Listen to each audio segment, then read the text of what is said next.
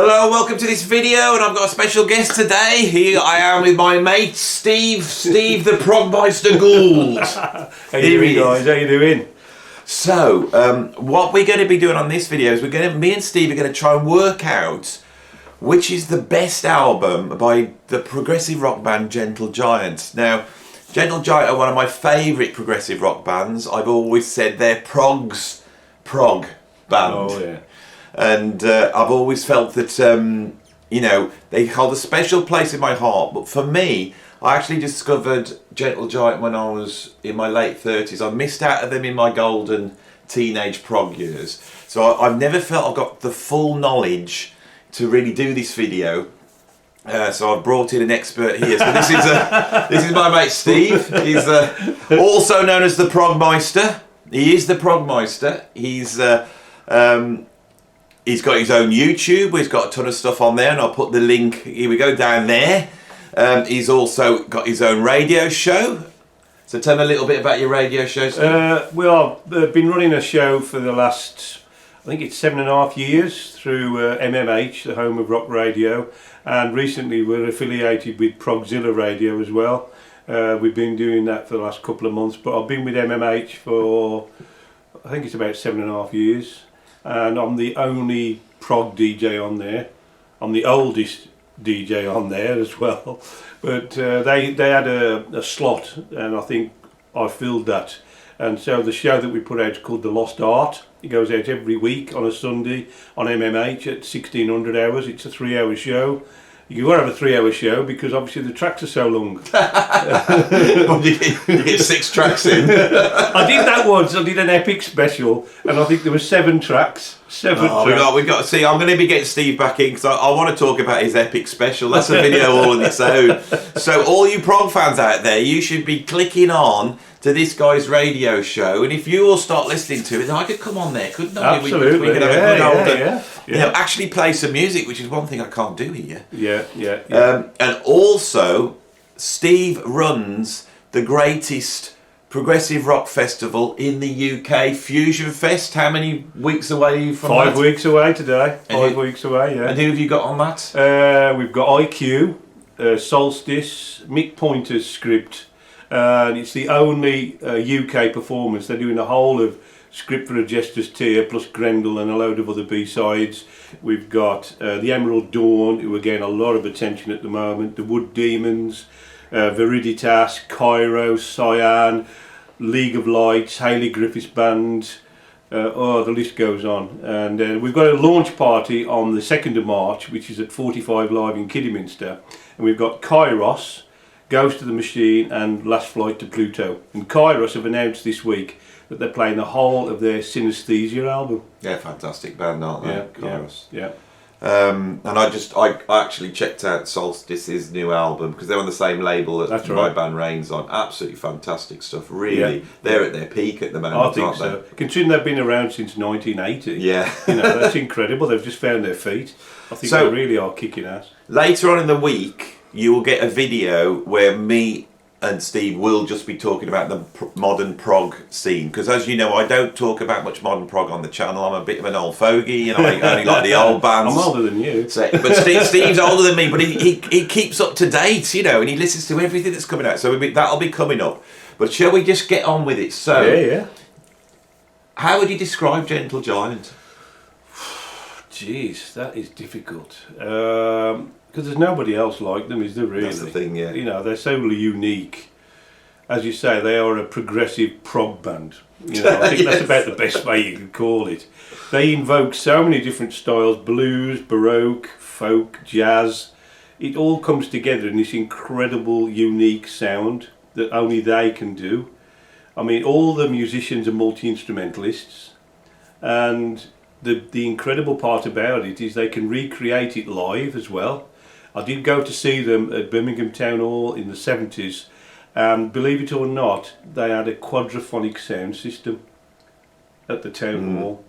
And there was one bit where what sort of album tour would that have been? I think it was around the time of sort of Octopus. Oh yeah, we've got classic period. Yeah, and there was one bit where Ray Shulman was doing a violin solo, playing Three Blind Mice, and that he was just going around the whole auditorium like that. It was incredible. He's going do do do do do do do. He was bouncing around the hall. It was absolutely incredible, and I really feel honoured that I got to see the band live.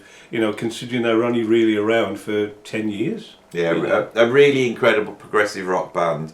And one of the things all the Gentle Giant fans know is, on the whole, these are all classic albums, and there's it's really hard to differentiate. And there's a run, isn't it, from the second album up until round about maybe Missing Piece. I think it's before they went into over to Chrysalis. Yeah, it's the Vertigo years.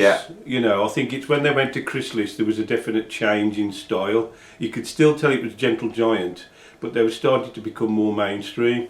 And by the time they got to Civilian, which was their last studio album, they went totally mainstream. And I think it's because they were trying to attract a bigger audience, and it wasn't them. It just wasn't them. And I think the band just ran out of steam. But there is a run of just absolutely incredible albums.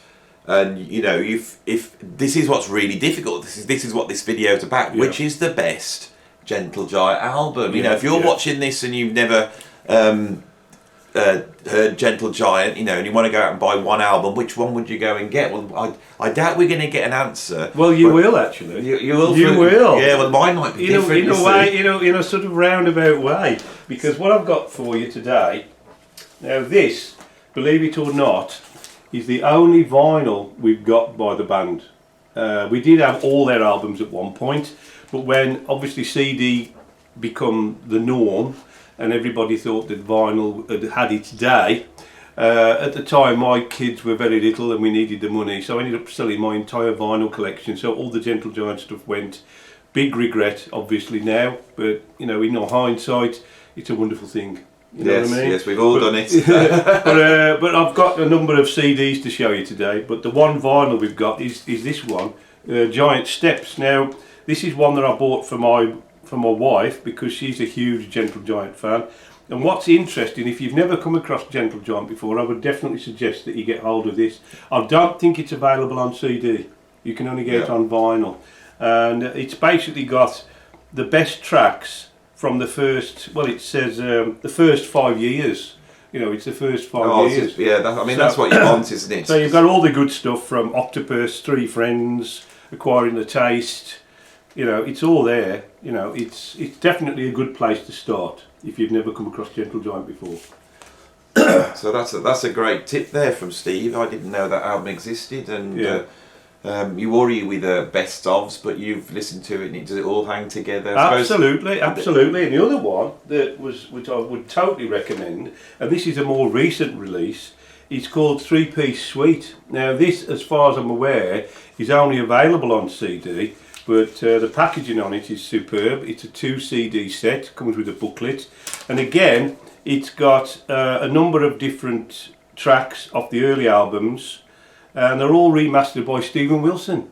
And it's a CD and a Blu-ray package, and there's 5.1 mixes on there. There's tracks from the first 3 albums, because I think I'd heard at one point they'd lost the master tapes for the very first album. Yeah. But you've got remastered versions of the first 3 albums, plus certain tracks where they've been totally remixed as well. So that's another good place to start.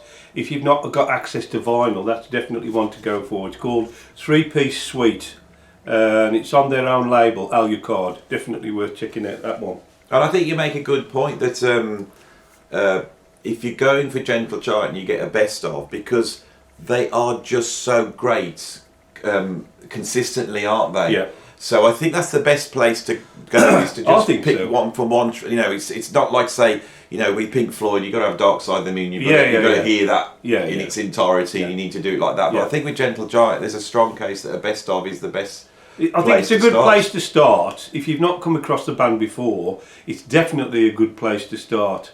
I think everybody's got their own personal favourites, because I don't think they made a bad album, really. I do. I think they made a bad album. There was Giant for a Day, which is probably a lot of people's sort of low point for the band. But it's still good, but it's not a good Gentle Giant album. if you compare it to the others. I think you have to put it into context. Yeah, that's the problem with Gentle Giant, isn't it? Is that they're so consistently brilliant. Yeah. So I'm going to try and do this off the top of my head, and Steve might have to help me here. So I'm going to do the discography. We haven't got anything. We're not looking at anything here. So, first album, the debut album, 1970, Gentle Giant. Isn't it? That's the first album. What do you think of that album? Groundbreaking. At the time when it came out, there was nothing like it. They were breaking so much ground at the time. Progressive rock was just starting to find its feet. And they came along and just slotted in perfectly, but they just got this unique sound. Nobody else was like them, When I discovered them and I started to go through all the albums, it's a groundbreaking album, but they still haven't quite got the Gentle Giant sound on there, have they? They're experimenting with it.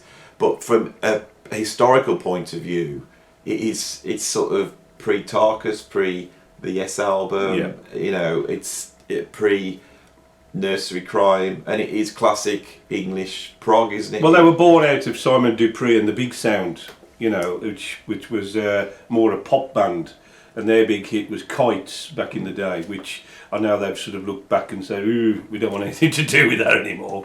But you have to put into the fact that it was the genesis of Gentle Giant, and they obviously brought in people like Kerry Minnear and Gary Green. It was the Shulman brothers, but they brought in Gary Green and Kerry Minnear for the classic lineup. But the first album was groundbreaking, but it was, like you say, I think it was them finding their feet. Yeah, so it's a fantastic album. It wouldn't be an album to go for first to represent the Gentle Giant. I think if you're looking at typical Gentle Giant, then it's not really the one to start with.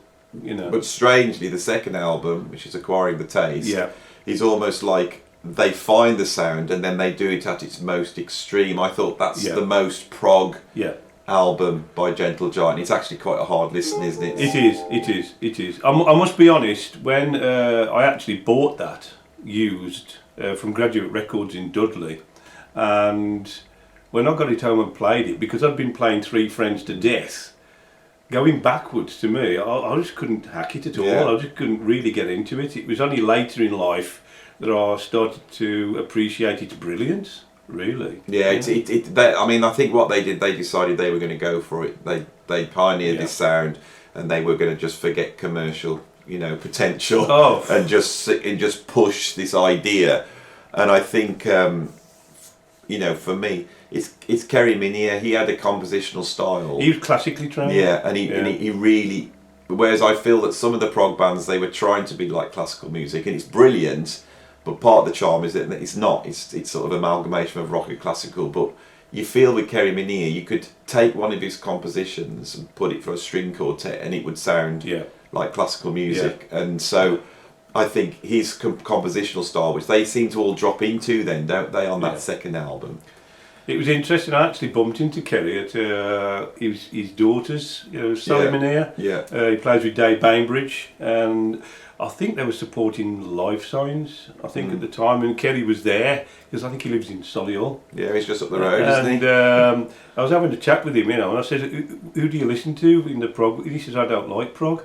He says, I'm a classical musician. So this guy who's in probably the proggiest prog band on the planet, and he's got no interest in it whatsoever. I found that quite intriguing, really. I think they're all incredible, and I think Kerry Minnear he's the engine for me. I mean, you got the Shulman brothers, which are the band, but I think the real genius compositionally. And I love the two voices as well, because I love Kerry Minnear's voice. Quite high register, that really soft English voice. So and then obviously Gary Green brought the blues element. He's incredible, because that's what I'm saying. He's a blues guitarist. He's come in, but somehow he's able to take on board this insane world of Gentle Giant, which, if I can describe it a little bit more, they're like. It's somewhere between medieval music and sometimes like even funk, like this interlocking James Brown funk, but it's like medieval English funk. That's how I've always described it. That's a good description. I'll go with that. And they use a lot of contrapuntal devices, so they'll take a melody, and rather than they all play the melody, you'll get sort of the guitar, then the flute, and then there's so much going on. It's really. interesting music, I think. You know, I mean, to me, the one thing that draws me to prog is the fact that it's got hidden depths, and that, you know, if you hear a pop song, it's in your head straight away. Yeah. But with a prog tune, if it's a true prog tune, it'll take several plays for it to even register. You know, and even then you start to see hidden depths and just find things that you never heard before. You know, it's just really, really interesting music. And also they really can chuck catchy stuff at you. Yeah. There's some really catchy choruses, and then they last for a few seconds, and then suddenly you're into it. Yeah, it's constantly evolving, constantly moving on. Just as an aside, on Three Friends, Peel the Paint, the guitar solo on that, for many years, was in the top 20 guitar solos of all time in Rolling Stone. Yeah. You know, I mean, it's absolutely incredible. The guitar solos that Gary Green kicks out are just on another level. Yeah, so this is off the Three Friends, which is the third album, and this is the first concept album. It is. Yeah. And they do other albums that they say are concept albums, but this is a truer concept album. Proper concept album. Yeah. I think for me, you've got Gentle Giant, Acquiring the Taste is a greater album. Yeah. Three Friends is a masterpiece album, and then from then on we're going to have a run of masterpiece after masterpiece. Well, Three Friends was the first album that I got into, and I don't know if you're out there listening, but Howard Hipkiss, a friend of mine from school, introduced me to the band. We were at a party, and he put that on, and it just totally blew me away. You know, and I went, "Oh my God, where have these bands been all my life?" And I just think that was the start of my Gentle Giant journey. You know, so to me, it's my favourite Gentle Giant album because it means so much to me on a personal basis, because it was the first album I ever come across by the band. It's funny because the first album I heard was Freehand. Yeah. And the opening track is just the same. Yeah. Freehand was the first label on when they went to Christmas, wasn't it? But that has always been my favourite album by Gentle Giant. Yeah. And I think the reason is because that's actually, it's a little bit more commercial, but it's still full on Gentle Giant. Wasn't that remastered recently by Stephen Wilson? I think so. Yeah. So, but I've gone back in. I've really been trying to work out which is my favourite album. And I can remember when I sat down and listened to them all. I think Three Friends was, for me, the point where oh my God, they're geniuses. Yeah. Now what it was with that album. It's basically the concept's about three friends and they go to school. That's right. And then they go off and one becomes a painter, don't they? One becomes an architect. Yeah. And the other one's a manual worker. Yeah, that's it's got these and it sort of follows them through. What I could not believe is when they're at school, you can hear that they're at school. Yeah. You can hear the day they're having in the music. Well, the first track's Prologue, and I think it brings it's the second track, isn't it? It brings in school, elements. You got the noise in the background, the kids playing, and all that type of thing. It's just incredible. It's a very short album, actually. I don't even think it's 40 minutes. I think it's only about 36, 37 minutes. Yeah. Quite a short album, but there's so much in there, to get hold of. And it's the only album that Malcolm Mortimer played drums on. He's now playing with Colosseum. With Colosseum? Yeah, he's now with Colosseum, and I actually bumped into him at HRH Prog at Shepherd's Bush Empire. Had my picture took with him, guys, and got him to do me an ident for the show. Lovely guy. So he's a really incredible drummer, and in recent times they've actually formed a band called Three Friends, haven't they? Which is sort of a revisiting. Gary Green, obviously Malcolm Mortimer. I don't know who the third person is, but I know Gary Green had some heart problems, so he all got put to bed for a while. I'd like to see that back. Yeah. Because to do a tribute band for Gentle Giant, my God.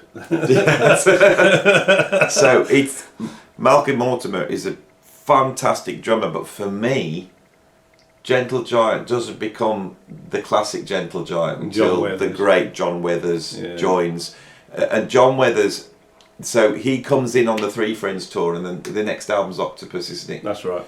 An Octopus, if you don't know, is 8 songs. Fourth album. Yeah, fourth album. It's 8 songs, and isn't it? Didn't they all have their own song? Isn't it? Is that how it works? I can't remember the history of that particular album. But anyway, that's where the name of the album comes on, because it's 8 opuses. And the one big thing that sets that album aside as well, as far as I'm aware, it's the only Gentle Giant album with a Roger Dean cover. Yes. Yeah. And I think that had an attraction as well, because obviously everybody at that time was into Yes, and obviously Roger Dean was a big part in that band's development.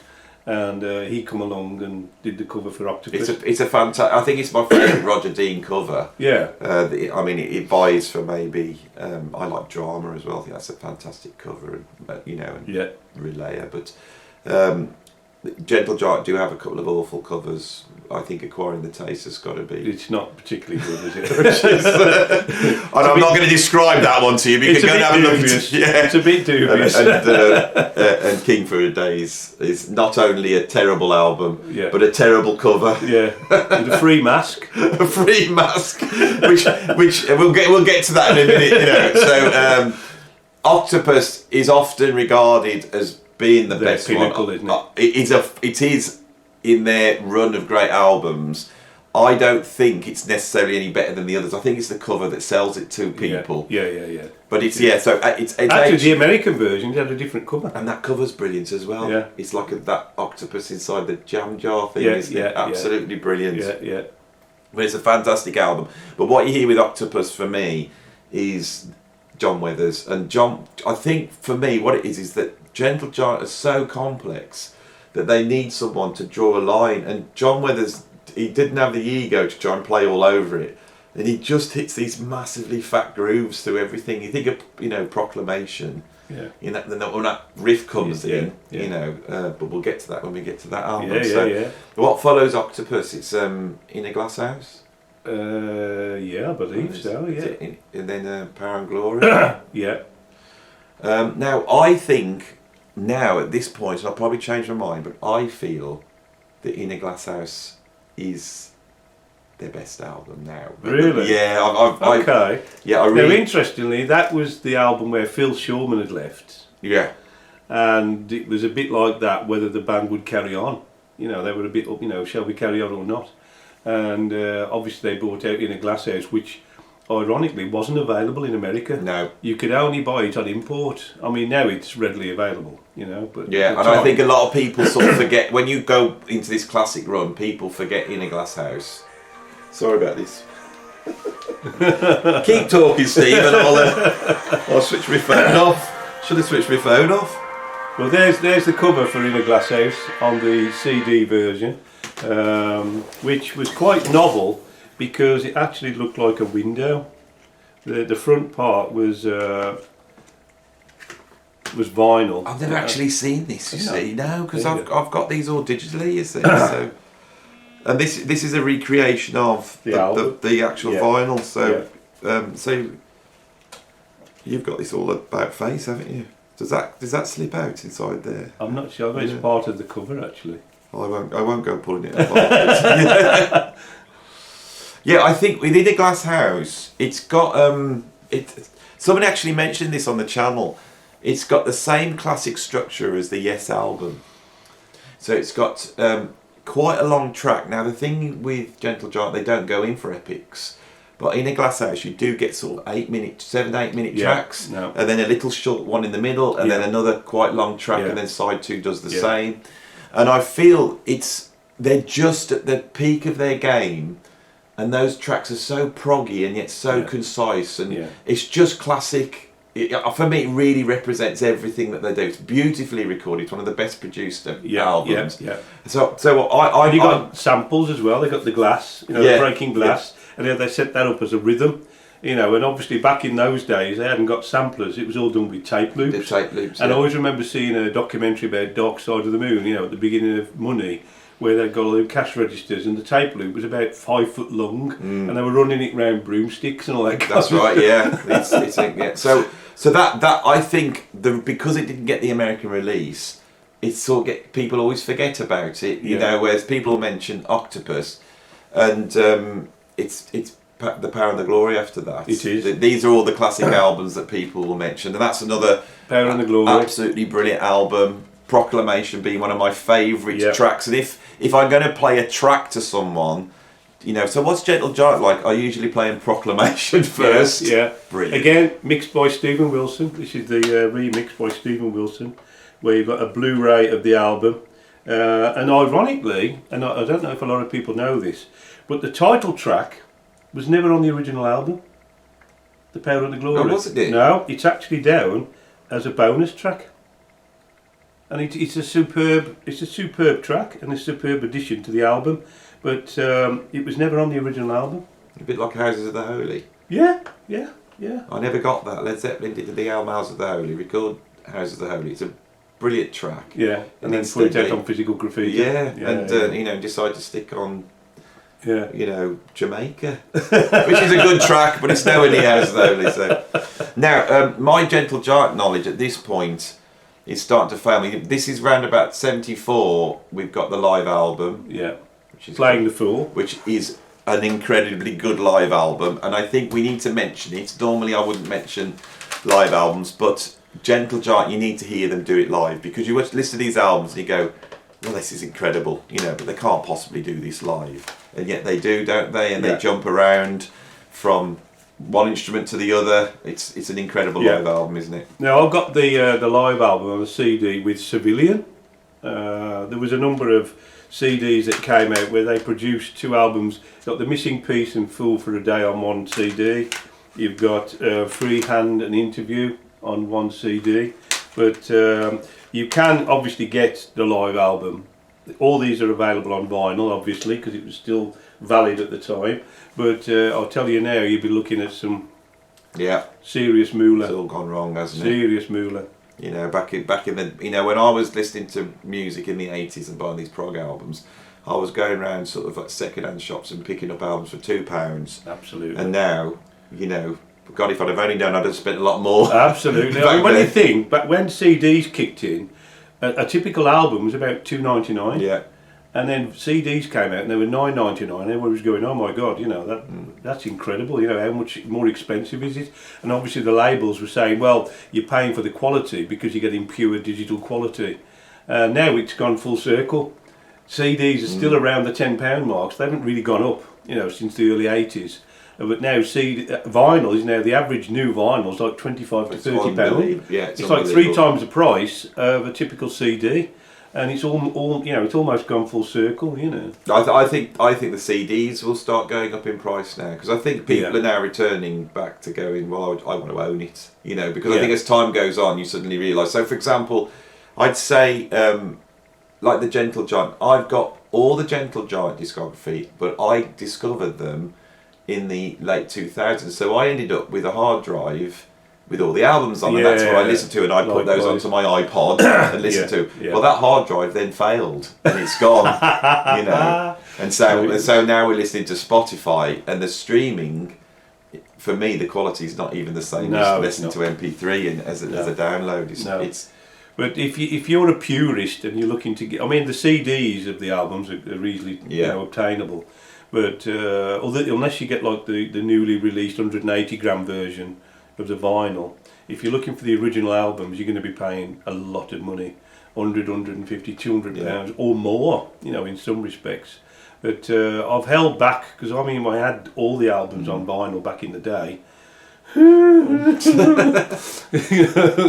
But at the time it was needs must. And I don't think anybody, even in their wildest dreams, thought that vinyl was going to come back. With the way that it has, it really has been a major revolution, Yeah. And now you got, bands bringing out stuff that was recorded years ago.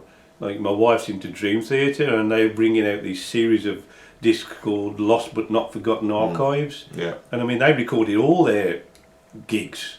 So they'll be bringing them out one a month for the next 20 years, you know what I mean? But if you're looking for the original versions of bands' albums, then you've really got to look round, unless you want to buy the obviously the remastered version. Do you reckon this is my retirement, do you? Absolutely, yeah. It's thousands of pounds worth there. Oh.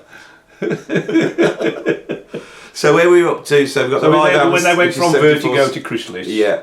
And as you said, the first album was Freehand, which I think is another masterpiece. Yeah, which was being remixed by Stephen Wilson again. I think he's on a mission to remix every Gentle Giant album, if the truth be known. Well, but they still had that sound. Yeah. It's totally unique, but again, they were starting to become more mainstream, I feel. So there's two albums here. There's Freehand and Interview. Yeah. They absolutely deliver full-on Gentle Giant at their peak. Yeah. They're just a little bit more concise and catchier, I think. And I actually quite like that. Freehand's it's just a bit more fusiony and funky, you know. And so that would be up for me. Freehand's always been my favourite. That's the one I came to first.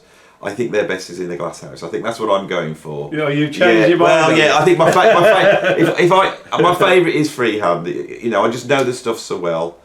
I think their best is In a Glass House. I think Three Friends, Acquiring the Taste, Octopus, Power and Glory, all masterpieces. Prog masterpieces. Yes, yeah. When they were on the Vertigo label. Yeah. I think Interview that follows, another conceptual album, isn't it? Yeah. Is really good. Really good album.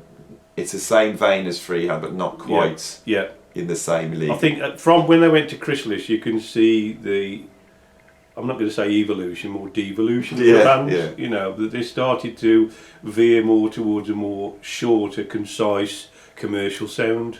Because obviously after Interview, what did we have? Is it Missing Piece or Giant for a Day? Missing Piece. Missing Piece. And Missing Piece is not a bad album, is it? Yeah, but 2 weeks in Spain. Yeah, right. Yeah. So this is the albums that you're going to check out later when you've got all the other ones. Yeah. Is Missing Piece, which I don't think is that bad, and then we have Giant for a Day. Have you got a copy of that? Yeah. There you go. You can get the two albums on one CD. Missing Piece and Giant for a Day. Can I just, so this is what, if you look at Giant for a Day, there's the cover there. So they're asking you to actually take a pair of scissors to the original cover and cut it out to make yourself a mask, thus destroying the album. And I think that tells you everything you need to know. That cover's awful. Yeah. And part of it is, it's almost like punk's happened and they're doing this sort of frenetic rock and roll, but it's not punk, is it? But everything's frenetic. The production's really middly and a bit tinny. Yeah. It's not Gentle Giant. Is there one called Spooky Boogie? Yeah. Which sounds like the theme tune to the sort of Kids Ghost program. I like that one. That's the best one on the album. Yeah. I think. Instrumental. Yeah. We always play that on our Halloween show. And then they finish off in 1980 with Civilian, which I actually think is a very, very good album. And I think they were trying to find a new sound. You can't see the cover properly because there's a big sticker over it. Yeah, it's a Civilian. It's got a very clever logo. That's a clever logo there. They managed to got the Gentle Giant and the word Civilian all in one. It's ever so clever how they did it. Yeah. I actually think of the three less gently giantly albums, so that would be Missing Piece, Giant for a Day, Civilian. Yes. This is the best one of those three. And I think, they might differ, but I think they were going into the 80s. I think if they'd pursued the sound on that, they may have had... It seems to me to be what Rush do on Moving Pictures. Yeah. They're pushing in the same vein. Definitely going more mainstream rock. Yeah. Wasn't it? It was moving away from prog. Yeah. In fact, I would say it's probably the least proggiest album they made, really. Yeah. I mean, obviously, you got Giant for a Day, which was a low point, but I think Civilian was definitely moving more into a rock vein. Yeah. You know, because obviously at that time you got all the big rock bands like Judas Priest, Iron Maiden, and all that. You know, and I think they were starting to sort of go down that route more so. You know, almost abandoning their prog roots. You know, and going more into a mainstream route. But all the bands, I think Pink Floyd with The Wall and Genesis with Jude. Well, true, and, you know, Rush with Moving Pictures. Well, look at Yes with 90125. Yeah. And but I love Genesis at that period. Yes. I love 90125. I think is one of the greatest Yes albums they made. I know everyone hates me saying this. Yeah.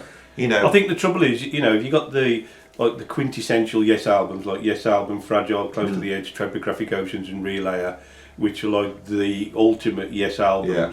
You know, everybody goes back to that, but then they can't accept that during the 80s they went down a more AOR route. Yeah. But I think you've got to give them kudos for that, because if they hadn't have done that, they wouldn't have survived. No. And I think it's the same with Genesis. You know, that, you know, a lot of people say, oh, I don't like the Phil Collins years, you know, but I think with Gentle Giant, and yes, I think there was a lot of pressure from the record labels to start being more accessible.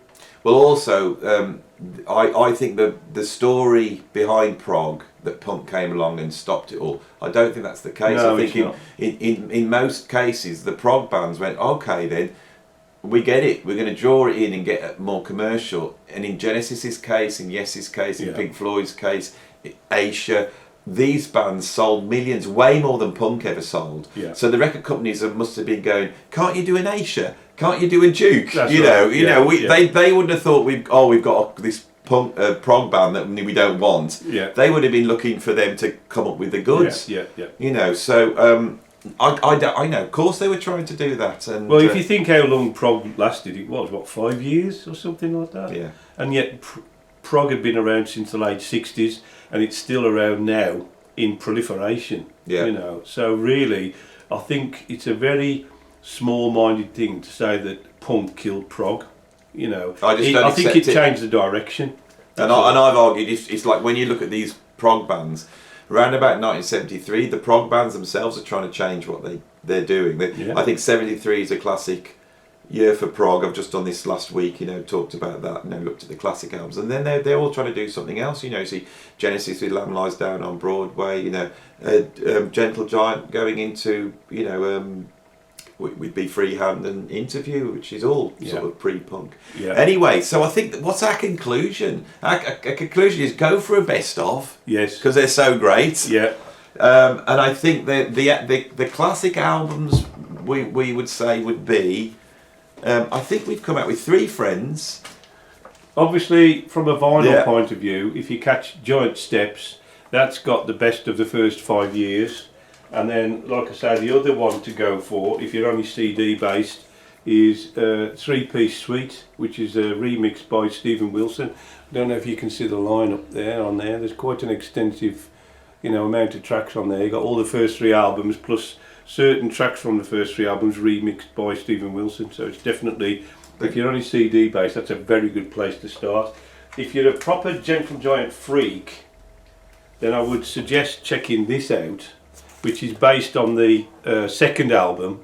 Acquire the Taste. Yeah, which is god awful. Let's have a look. But that has got so much in there. It's called Scraping the Barrel. Yes. And I mean, they've improved the cover. You know, it's very slightly. It's still a bit dubious though. Yeah.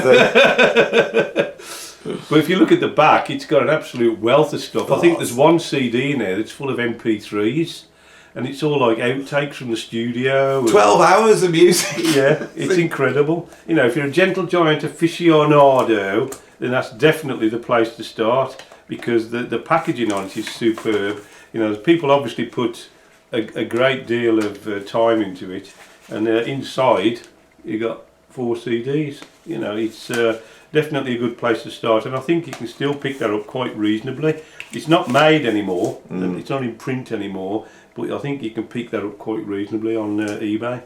But that's for the true Gentle Giant fan, because there's some very off-the-cuff stuff in there. Well, I hope on this video we have, for the Gentle Giant fans, we've been able to really get in there to start off. It's not going to be the first video. I might come back in and look at some specific albums. You know, 3 friends might get, and really pleased to have Steve here. This is the man. He's got the knowledge and he's got the records. You know, this guy's got records that I'm on that I haven't got. I have. It's true. It's true. Yeah, you have to bring that frost box set over. Yeah. I can't afford it. You should have had one for free. Oh, well, I didn't. That's another story, isn't it? Yeah. Maybe do that on the Patreon site. So, thanks for Steve. Give him a big wave. Goodbye. He'll be on another video in a couple of days anyway. So, if you like this video, like it. If you want to see more, subscribe, ring the bell. And if you want to go deep down, deep, then come over and become a patron. There's a ton of videos there and a ton of other content there. So thanks for watching, and I'll see you on the next video. Bye. Bye.